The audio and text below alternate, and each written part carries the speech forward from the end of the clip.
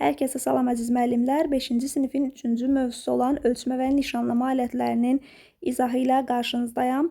Məmulatların hazırlanmasında ölçmə və nişanlama məsuliyyətli və vacib əməliyyat hesab olunur. Bəs niyə görə belədir?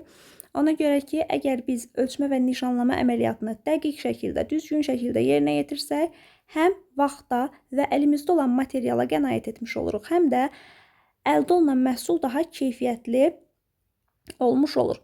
Pəstah üzərində ölçmə və nişanlama əməliyyatlarının aparılması nə deməkdir? Nişanlama dedikdə pəstah üzərində emal sərhədlərini və kontur xətlərinin çəkilməsi nəzərdə tutulur. Yəni detalı emal etmədən əvvəl biz burada əvvəlcədən kontur xətlərini nişanlayırıq, daha sonra həmin xətlər əsasında prosesi həyata keçiririk. Bir neçə eyni detalın nişanlanması üçün bizə lazım olan alət ülgüdür. Ülgü pəstahdan hər hansısa bir fanerdən və yaxud digər bərk materialdan hazırlana bilər. Ülgünü hazırladıqdan sonra pəstah üzərinə qoyaraq sıxırlar və kənarından karandaş ilə xətt çəkirlər. Şəkil 1-də həmin təsviri görürük və bu bizə qısa müddət ərzində bir neçə eyni formalı detalı nişanlamağı imkan verir. Bu zaman texnoloji tələblərə riayət etməklə bir pəstahın üzərində mümkün qədər çox detal yerləşdirmək lazımdır ki, daha tez müddətdə çox detalı biz emal etmiş olaq. Ölçmə və nişanlama alətləri çoxdur. Biz metal ölçmə lenti, xarrat metrəsi, günyə, transporter, bucaqlıq və s. və hər birinin özünə məxsus xüsusiyyətləri var. İndi bir-bir həmin xüsusiyyətlərə baxaq. Birincisi bizi məişətdə də istifadə etmişik. Çoxlarımız və bu bizə tanışdır. Biz adətən deşmək üçün istifadə olunan bir alətdir və deşmə yerlərini nişanlayır və deşik açırlar biz vasitəsilə. Karandaş bildiyimiz kimi xətt çəkmək üçündür və nişanlama xətləri karandaş vasitəsilə çəkilir. Şəkil 2-də bizim təsvirini görürük. Şəkil 3-də 2 ədəd karandaş təsviri verilib. Birincisi düzgün yonulmuş, ikincisi isə düzgün yonulmayan karandaşdır. Ucu şiş şəkildə olan düzgün yonulmuş karandaş nümunəsidir. Digəri isə düzgün yonulmayan karandaş nümunəsidir. Bunu yadımızda saxlayırıq. Metalları ölçmək üçün metal ölçmə lenti, xarrat metrəsi və yaxud bölgülər olan xəttkeşə ehtiyac vardır. Amma onlar arasında fərqlər var. Metal ölçmə lenti meşə və mişar materiallarını ölçmək üçün istifadə edilir. Bunu necə yadımızda saxlayırıq? Metal sözü M hərfi ilə başlayır. Meşə və mişar sözləri də M hərfi ilə başlayır. Yəni metal ölçmə lenti sözü varsa meşə və mişar materiallarını ölçüb nişanlamaq üçün istifadə olunacaq. Xarrat metrəsi iri ölçülü pəstahları ölçmək üçündür. Şəkil 5-də görürük xarrat metrəsini. Xarrat metrəsi əsasən ustaların istifadə etdiyi daha böyük ölçüdə olan bir ölçmə alətidir. Onunla da iri ölçülü pəstahları ölçürlər. Bölgüləri olan xəttkeş isə bildiyimiz, istifadə etdiyimiz xəttkeşdir və onunla kiçik ölçülü pəstahları ölçürlər və nişanlayırlar. Deməli, metal ölçmə lenti M hərfi meşə və mişar materiallarını ölçür. Onlar da M hərfi ilə başlayır. Xarrat metrəsi ustaların istifadə etdiyi daha böyük ölçülü bir alətdir. Onunla iri ölçülü, böyük ölçülü pəstahları ölçürlər. Bildiyimiz kiçik bölgülər olan xəttkeş isə kiçik ölçülü pəstahları ölçür və nişanlayır. Burada bir məqam da var. Deməli, metal ölçmə lenti meşə və mişar materiallarını ölçür və nişanlayır. Bölgüləri olan xəttkeş də ölçür və nişanlayır. Amma xarrat metrəsi ilə yalnız ölçmə əməliyyatı yerinə yetirilir. Burada nişanlama sözü yoxdur, yalnız ölçmə sözü var. Orada bizdə testdə soruşa bilər ki, hansı ölçmə alətdir, hansı nişanlama alətdir. O zaman xarrat metrəsini ölçmə aləti olaraq götürürük. Nişanlama sözü burada yoxdur. Metal ölçmə lenti isə ölçür və nişanlayır. Eyni zamanda bölgüləri olan xəttkeş də həm ölçür, həm nişanlayır. Keçirik bucaqlığa.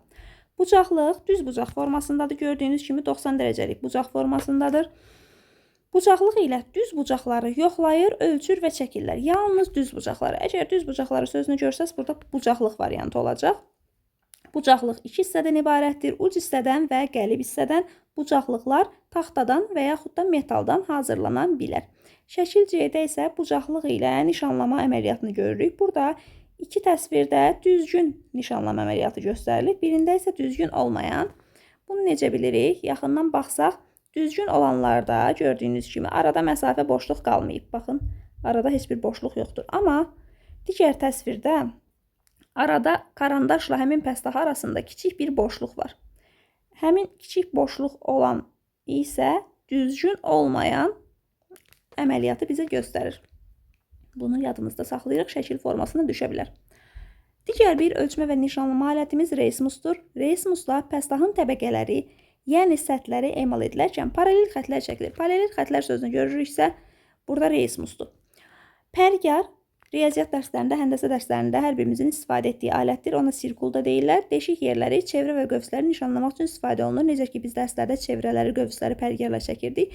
Deşik yerləri çevrə və qövsləri nişanlamaq üçün istifadə olunan alət deyirsə, pərgardır. Xarrat günyəsi müxtəlif bucaqları nişanlayır və ölçür. Bayaq biz bucaqlığı öyrəndik. Dedik ki, bucaqlıq 90 dərəcəlik bucaqları ölçmək üçündür. Xarrat günyəsi də bucaqlarla işləyir. Lakin o müxtəlif bucaqları ölçür və nişanlayır. Və verilmiş bucaqlar transporter ilə qurulur. Xarrat günyəsi ilə transporter bir yerdə istifadə olunur çox zaman və burada xarrat günyəsi ilə ölçdükdən sonra transporter ilə qurulur. Transporterdə məktəbdə istifadə etmişik hər birimiz. Transporter bucaqları nişanlayır və ölçür bildiyimiz kimi. Bucaqlarla işləmək üçün transporterdən istifadə olunur. Sonra reysmusun hissələri var. Şəkil 8-də göstərilib. Reysmusun hissələrini yadımızda saxlamalıyıq. Çünki testdə düşə bilər. Hansı hissə reysmusun hissəsidir və yaxud da hansı hissə reysmusun hissəsi deyil. Hissələr hansılardır? Tirciklər, kiçik mismar, meydança, qəlib və baz. Şəkil B-də isə taxtanın nişanlanması əməliyyatını görürük. Reysmusdan istifadə edilərək. Şəkil 9-da pərgarlarla nişanlama üsullarıdır. Bunu bilirik. Və xarrat günyəsinin hissələri. Xarrat günyəsi 3 hissədən ibarətdir. Xəttkeş, qəlib və sıxıcı vint. Xəttkeş və qəlib bir-birinə sıxıcı vint vasitəsilə birləşdirilmişdir. Hissələri də yadımızda saxlayaq. Digər təsvirdə isə günyənin transporter boyunca yerləşdirilməsini görürük. Yəni, günyə və transporter adətən bir yerdə istifadə olunur.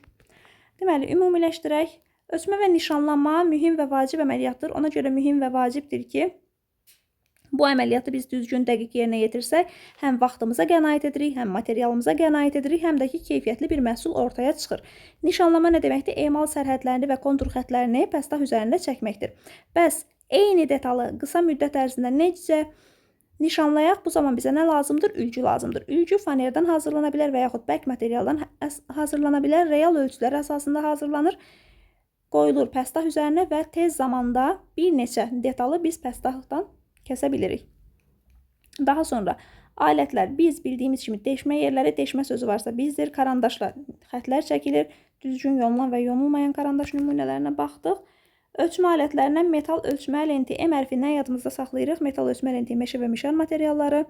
Xarrat günyəsi metrəsi daha böyük pəstahları ölçmək üçündür. Bölgülər olan xəttkeş isə, kiçik xəttkeş isə kiçik detalları ölçmək üçün istifadə olunur. Metal ölçmə lenti ilə bölgülər olan xəttkeş həm ölçür, həm nişanlayır. Xarrat metrəsi ilə yalnız ölçmə əməliyyatı yerinə yetirilir. O nişanlama aləti olaraq götürmürük. Bucaqlıq 90 dərəcəlik bucaq düz bucaq formasındadır. Ucdan və qəlibdən ibarətdir. Yalnız düz bucaqları yoxlayırlar, ölçürlər və çəkirlər. Daha sonra burada düzgün olan və olmayan nümunələrə baxırıq, yadımızda saxlayırıq. Reysmus, paralel xətlər sözü varsa reysmusdur. Pərgar ilə deşik yerləri çevrə və qövsləri çəkilir. Çevrələr və qövslər sözü varsa pərgardır. Xarrat günyəsi ilə müxtəlif bucaqları nişanlayırlar. Transporter ilə bucaqlar nişanlanır və ölçülür. Reysmusun hissələri tirciklər, paz, qəlib, meydança və kiçik mismardır. Adətən xarrat günyəsi ilə transporter eyni anda istifadə olunur. Xarrat günyəsi də xəttkeş, qəlib və sıxıcı vintdən ibarətdir. Bugünkü izahımız bu qədər müəllimlər. Sağ olun. İzlədiyiniz üçün təşəkkürlər.